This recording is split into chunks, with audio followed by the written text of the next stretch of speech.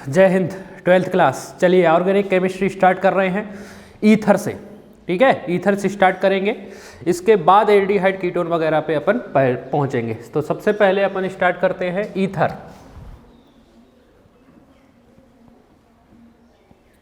Ether, चलिए देखिए ether का सामान्य सूत्र, ईथर का सामान्य सूत्र होता है ROR। ईथर का सामान्य सूत्र क्या होता है? ROR। ईथर का सामान्य सूत्र ROR। R का मतलब है एल्किल समूह और O यहाँ पर ऑक्सीजन परमाणु है। ऑक्सीजन परमाणु के साथ, एक ऑक्सीजन परमाणु के साथ दो एल्किल समूह जुड़े हुए हैं। तो ये ऐसा कार्बनिक यौगिक है, वह कार्बनिक यौगिक जिसमें ऑक्सीजन परमाणु के साथ दो एल्किल समूह जुड़े रहते हैं, ईथर कहलाता है। कार्बनिक यौगिक क्यों बोला है? क्योंकि इसमें कार्बन और हाइड्रोजन उपस्थित हैं। ठीक है, कार्बनिक यौगिक है, कार्बन इसमें उपस्थित है। एल्किल समूह जितने मान होते हैं, कार्बन तो पाया ही जाता है उनमें। तो परिभाषा बनी कि वह कार्बनिक यौगिक जिसमें एक ऑक्सीजन परमाणु के साथ दो एल्किल समूह जुड़े रहते हैं, ईथर कहलाता है। ठीक है, फिर से समझ लीजिए, वह कार्बनिक यौगिक जिसमें एक ऑक्सीजन परमाणु के साथ दो एल्किल समूह जुड़े रहते हैं, उसे ईथर कहा जाता है। ठीक है, ईथर दो प्रकार का होता है क्योंकि इसमें दो एल्किल समूह जुड़े हुए हैं। चलिए देखिए, ईथर दो प्रकार का होता है। पहले कहलाते हैं सरल या सममित, सरल या सममित या साधारण ईथर। सरल या सममित या साधारण ईथर। चलिए देखिए ये कैसे होते हैं। दो एल्किल समूह हैं तो ये ऐसे ईथर होते हैं जिनमें दोनों एल्किल समूह का मान एक समान होता है, बराबर होता है। बे ईथर जिनमें दोनों एल्किल समूह का मान बराबर होता है या एक समान होता है, सममित ईथर या सरल ईथर या साधारण ईथर कहलाते हैं। ठीक है, एग्जाम्पल से देख लीजिए। जैसे R की जगह, एग्जाम्पल इसके देखिए, R की जगह रखा CH3, O ऐसा का ऐसा ही, तो दूसरे R की जगह भी CH3 रखना पड़ेगा क्योंकि दोनों R के मान एक समान है। अब एक R की जगह रखा C2H5, O ऐसा का ऐसा ही, तो दूसरे R की जगह भी क्या रखना पड़ेगा? C2H5 भी रखना पड़ेगा। तो देखिए, तो ये कैसा ईथर है? ये सब कैसे ईथर है? सममित ईथर, क्योंकि एल्किल समूह के मान एक समान है। तो परिभाषा बनी, बे ईथर जिनमें दोनों एल्किल समूह के मान एक समान होते हैं, सममित ईथर या सरल ईथर या साधारण ईथर कहलाते हैं। ठीक है, अब दूसरे हैं मिश्रित। मिश्रित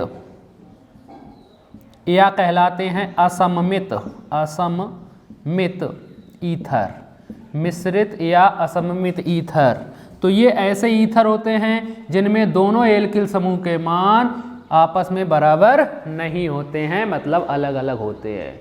तो परिभाषा बनी, बे ईथर जिनमें दोनों एल्किल समूह के मान अलग अलग होते हैं, असममित ईथर कहलाते हैं। एग्जाम्पल देखिए, एक R की जगह मान लीजिए यहाँ पर CH3 रखा, O ऐसा का ऐसा ही, तो दूसरे R की जगह कुछ और रखना पड़ेगा। मान लीजिए क्या रख दिया? C2H5 रख दिया। मान लीजिए एक R की जगह C4H9 रखा, O ऐसा का ऐसा ही, दूसरे R की जगह कुछ और रखना पड़ेगा। मान लीजिए C7 7 दूनी 14 और 1 15, ये रख दिया अपन ने। तो देखिए दोनों एल्किल समूह के मान कैसे हैं? अलग अलग हैं। तो बे ईथर जिनमें दोनों एल्किल समूह के मान अलग अलग होते हैं, असममित ईथर कहलाते हैं। ठीक है, समझ में आ रहा है ये आपको? तो ये है सम्मित और ये क्या है? असम्मित। हेडिंग में ब्रैकेट में ये जरूर बना लेना, इससे समझ में आ जाएगी परिभाषा। दोनों एल्किल समूह के मान एक समान होंगे, सरल ईथर कहलाएंगे। दोनों एल्किल समूह के मान अलग अलग होंगे तो असममित ईथर कहलाएंगे। ठीक है, तो ये हो गए ईथर की परिभाषा और उनके प्रकार। अब बात कर लेते हैं इनके नामकरण की। दो तरीके का नामकरण किया जाता है, एक होता है साधारण नामकरण और एक होता है IUPAC नामकरण। एक साधारण नामकरण है और एक कौन सा है? IUPAC नामकरण। तो अपन सबसे पहले साधारण नामकरण पढ़ेंगे। हेडिंग डालेंगे साधारण नामकरण। हेडिंग डालेंगे क्या? साधारण नामकरण। साधारण नामकरण। अब चूंकि हमारे पास दो ईथर है, दो तरीके की ईथर है, एक है साधारण, एक है साधारण, एक है कौन? एक है सम्मित और एक है असम्मित, ठीक है, दो ईथर है। तो सबसे पहले सम्मित का कर लेते हैं। तो ये लिखा सममित, सममित या सरल ईथर, इनका नामकरण कर लेते हैं। तो अभी पढ़ा दोनों एल्किल समूह के मान एक समान होते हैं। सम्मित ईथर या सरल ईथर में दोनों एल्किल के समूह के मान एक समान होते हैं। दो एक समान ईथर पाए जाएंगे, इसलिए सबसे पहले लिखा जाता है डाई, क्योंकि केमिस्ट्री में एक के लिए मोनो शब्द का उपयोग करते हैं, दो के लिए डाई, दो चीजें एक जैसी हैं तो डाई, तीन के लिए टेट्रा, तीन के लिए ट्राई, चार के लिए टेट्रा, पांच के लिए पेंटा, हेक्सा, हेप्टा, ऑक्टा, इस तरीके शब्दों का उपयोग किया जाता है। दो एल्किल समूह एक जैसे होंगे तो सबसे पहले लिखा जाएगा डाई, इसके बाद लिखा जाएगा एल्किल समूह का नाम, एल्किल समूह का नाम, और लास्ट में लिख दिया जाएगा ईथर। लास्ट में क्या लिख दिया जाएगा? ईथर। तो इसका सूत्र हुआ सम्मित ईथर का साधारण नामकरण करने के लिए डाई प्लस एल्किल समूह का नाम प्लस ईथर। एग्जाम्पल देख लेते हैं अपन। मान लीजिए एक आर की जगह रखा CH3 बॉन्ड O, ऐसा ही दूसरे आर की जगह भी यही रखना पड़ेगा CH3, क्योंकि हमारा ये सममित ईथर की बात हो रही है। तो सबसे पहले क्या लगाना है अपने को? डाई, क्योंकि दो एक जैसे हैं, दो के लिए क्या आ जाएगा? डाई, ये लगा दिया डाई। इसके बाद क्या लिखना है? एल्किल समूह का नाम। तो ये CH3 है या ये CH3 है, CH3 का नाम क्या होता है? मेथिल। CH3 का नाम क्या है? मेथिल। और लास्ट में क्या जोड़ देना है? ईथर। तो क्या नाम हुआ इसका? Dimethyl ether. और रख लेते हैं, एक आर की जगह रखा C2H5 बॉन्ड O, ऐसा ही दूसरे आर की जगह भी यही रखना पड़ेगा, C2H5 रखना पड़ेगा। ठीक है, सबसे पहले शब्द लगाना है डाई, इसके बाद एल्किल समूह का नाम C2H5 को क्या बोलते हैं? एथिल, और लास्ट में क्या लिख देंगे? ईथर। ठीक है, और ले लेते हैं, मान लीजिए लिखा C7H 7 दूनी 14 और 1 15 O, दूसरे की जगह भी यही रखा अपन ने। ठीक है, दोनों एल्किल समूह के मान एक समान। तो सबसे पहले डाई, C7H15 को क्या बोलते हैं? हेप्टिल। क्या बोलते हैं? हेप्टिल। और लास्ट में लिख देंगे ईथर। तो ये हो गया हमारा सममित ईथर का नामकरण। ठीक है, तो सममित ईथर का नामकरण कैसे किया जाता है? सबसे पहले डाई, इसके बाद एल्किल समूह का नाम, इसके बाद क्या लिख देना? ईथर। तो ये हो गया सममित ईथर का नामकरण। अब दूसरा असममित ईथर। कौन सा ईथर? असममित ईथर या मिश्रित ईथर। असममित ईथर या मिश्रित ईथर, इनका नामकरण। इसमें दोनों एल्किल समूह के मान अलग अलग होते हैं। दोनों एल्किल समूह के मान कैसे होते हैं? अलग अलग। दोनों आर के मान अलग अलग रखना है अपने को। चलिए देखिए, असममित ईथर, असममित ईथर को का नामकरण कैसे किया जाता है? सबसे पहले लिखा जाता है छोटे एल्किल समूह का नाम, छोटे एल्किल समूह का नाम लिखेंगे सबसे पहले। इसके बाद लिखा जाएगा बड़े एल्किल समूह का नाम, बड़े एल्किल समूह का नाम, और लास्ट में जोड़ दिया जाएगा ईथर। तो सबसे पहले क्या आएगा? छोटे एल्किल समूह का नाम, इसके बाद क्या आएगा? बड़े एल्किल समूह का नाम, इसके बाद क्या लिख देंगे? ईथर। एग्जाम्पल, जैसे एक आर की जगह रखा CH3 O, ऐसा ही दूसरे आर की जगह मान लो रख दिया C2H5। ठीक है, इसका नामकरण करना है। तो तरीका क्या है?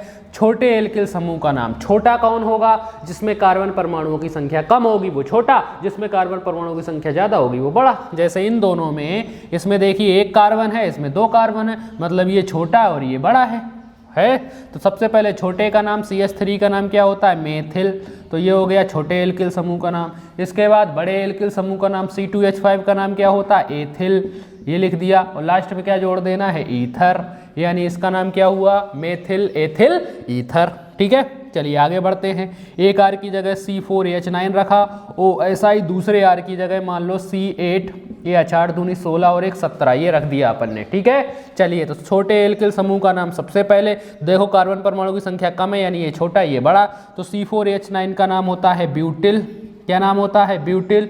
C8H70 का नाम होता है ऑक्टिल। तो ये हो गया बड़े का नाम, और लास्ट में क्या जोड़ देना है? ईथर। यानी इसका नामकरण क्या हुआ? ब्यूटिल एक ऑक्टिल ईथर। और ले लेते हैं, मान लीजिए एक आर की जगह रखा C5H 5 दूनी 10 और 1 11 O, दूसरे आर की जगह रख दिया मान लो CH3। क्या रख दिया? CH3। इसका नामकरण करना है अपने को। तो तरीका क्या है? छोटे एल्किल समूह का नाम लिखना है। इन दोनों में से क्या देखना है? छोटा कौन सा। ये नहीं देखना है कि पहले कौन लिखा है बाद में कौन लिखा है, ये नहीं देखना है। इन दोनों में से छोटा कौन है? CH3 छोटा है तो नाम लिखेंगे मेथिल इसका, इसका नाम होता है पेंटेल, और लास्ट में क्या जोड़ देंगे, ईथर। ठीक है, और एक देख लो ऐसा ही, मान लो एक की जगह 6 दूनी 12 और 1 13 रखा, और एक की जगह O ऐसा का ऐसा ही और C3H7 रख दिया। ठीक है, तो अब इन दोनों में छोटा कौन है, ये वाला 3 कार्बन, इसमें 6 कार्बन, तो ये छोटा है, तो C3H7 का नाम क्या होता है, प्रोपिल, और ये हेक्सिल है, और लास्ट में क्या लिख देंगे, ईथर। तो क्या नाम हुआ इसका, प्रोपिल हेक्सिल ईथर। तो ये हो गया ईथर का साधारण नामकरण, दोनों तरीके का ईथर का साधारण नामकरण पढ़ लिया, चाहे वो सम्मित हो चाहे वो असम्मित हो। ठीक है, अब चलिए आगे बढ़ते हैं, अब पढ़ेंगे IUPAC नामकरण।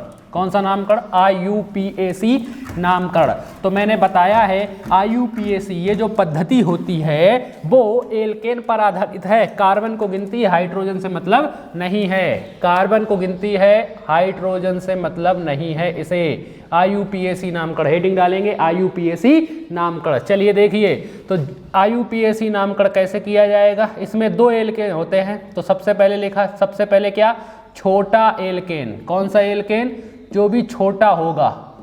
अब छोटा कैसे पहचानेंगे, अभी बताया, कार्बन परमाणु की संख्या के आधार पर। छोटे एल्केन का क्या हटाएंगे अपन, एन हटाएंगे, क्या हटाएंगे, एन, और उसकी जगह ऑक्सी जोड़ेंगे, क्या जोड़ेंगे, ऑक्सी।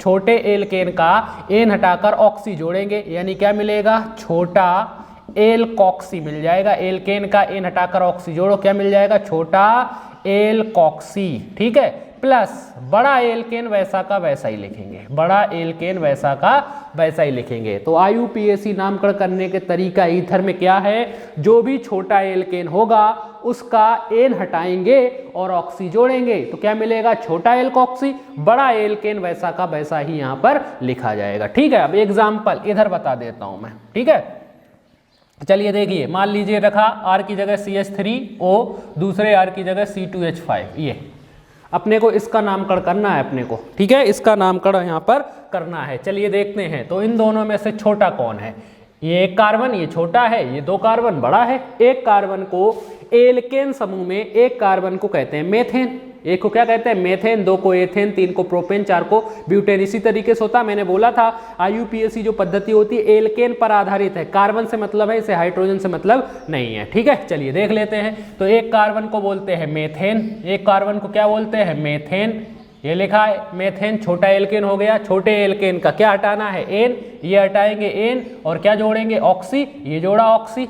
तो मेथेन का एन हटाकर ऑक्सी जोड़ोगे तो क्या मिलेगा, मेथॉक्सी, क्या मिलेगा, मेथॉक्सी, ये हो गया। इसके बाद क्या, बड़ा एल्केन वैसा का वैसा ही, 2 कार्बन, 2 कार्बन को क्या बोलते हैं, एथेन, क्या बोलते हैं, एथेन, क्या बोलते हैं, एथेन, ये लिखा एथेन, यानी इसका नाम क्या हुआ, मेथॉक्सी एथेन। क्या नाम हुआ इसका, मेथॉक्सी एथेन। IUPAC नाम है इसका, मेथॉक्सी एथेन। चलिए और एग्जाम्पल देख लेते हैं, एग्जाम्पल और देख लेते हैं, इसी के नीचे लिखेंगे अपन, मैं यहाँ पर लिख देता हूँ आप लोगों के लिए एग्जाम्पल। और जैसे एक R की जगह रखा क्या, C3H7O, दूसरे R की जगह रखा C4H9, ये है हमारे पास। चलिए इधर नाम लिखूंगा मैं यहाँ पर, देखें इन दोनों में से छोटा कौन है, 3 कार्बन वाला। 3 कार्बन को एल्केन में क्या बोलते हैं, प्रोपेन, क्या बोलते हैं, प्रोपेन। प्रोपेन का क्या हटाना है, एन, क्या जोड़ना है, ऑक्सी। प्रोपेन का एन हटाकर ऑक्सी जोड़िए, क्या मिलेगा, प्रोपॉक्सी, क्या मिलेगा, प्रोपॉक्सी। ये हो गया छोटा एल्केन। बड़ा एल्केन वैसा का वैसा ही, 4 कार्बन, 4 कार्बन को बोलते हैं ब्यूटेन, तो इसका नामकरण क्या हुआ, प्रोपॉक्सी ब्यूटेन। क्या नाम हुआ इसका, प्रोपॉक्सी ब्यूटेन। और ले लेते हैं, और ले लेते हैं, मान लीजिए रखा C5H11O और एक की जगह रख दिया C2H5। चलिए देखें अब इनमें से छोटा एल्केन का एन हटाकर ऑक्सी जोड़ना है, तो छोटा कौन है इन दोनों में से, ये 2 कार्बन, 2 कार्बन वाले को कहते हैं एथेन। क्या बोलते हैं, एथेन। एथेन एल्केन का क्या हटाना है, एन, ऑक्सी जोड़ना है। एथेन का एन हटाकर ऑक्सी जोड़िए, क्या मिलेगा, एथॉक्सी, क्या मिलेगा, एथॉक्सी। बड़ा वैसा का वैसा ही एल्केन, 5 कार्बन, 5 कार्बन को बोलते हैं पेंटेन। क्या बोलते हैं, पेंटेन। तो क्या नाम हुआ, एथॉक्सी पेंटेन। देखिए अभी तक जितने लिए थे ये सब देखिए असम्मित ईथर हैं, आर के मान अलग अलग। अब सम्मित ले ले, क्या ले ले, सम्मित, CH3O CH3, ये लिखा। तो देखिए अब इनमें तो दोनों में कार्बन परमाणु की संख्या समान है, ना कोई छोटा ना कोई बड़ा, तो किसी एक को अपन किसी एक एल्केन का एन हटाकर ऑक्सी जोड़ेंगे, बाकी दूसरे का वैसा ही। जैसे एक कार्बन को बोलते हैं मेथेन, मेथेन का एन हटाकर ऑक्सी जोड़ेंगे तो क्या मिलेगा, मेथॉक्सी। क्या मिलेगा, मेथॉक्सी। ये मान लीजिए इसका हटाया, एन ऑक्सी जोड़ा, ये वाला ऐसा का ऐसा ही, एक और कार्बन है तो बोलते हैं मेथेन, यानी इसका नाम क्या हुआ, मेथॉक्सी मेथेन। क्या नाम हुआ, मेथॉक्सी मेथेन। और रख लेते हैं C2H5O, दूसरे की जगह भी C2H5 रखा। चलिए देखिए, दोनों के मान एक समान है, दोनों ही कार्बन है, दोनों ही कार्बन परमाणु की संख्या एक समान, किसी को भी छोटा किसी को भी बड़ा मान सकते हैं। दो कार्बन को बोलते हैं एथेन, एथेन का एन हटाकर ऑक्सी जोड़ोगे तो क्या मिलेगा, एथॉक्सी। क्या मिलेगा, एथॉक्सी। और दूसरा वैसा का वैसा ही एल्केन, दूसरा भी एथेन है, तो क्या नाम हुआ इसका, एथॉक्सी एथेन। क्या नाम हुआ, एथॉक्सी एथेन। तो ये था ईथर का साधारण नामकरण और IUPAC नामकरण। ठीक है, तो ये ईथर का साधारण नामकरण और IUPAC नामकरण हो गया खत्म।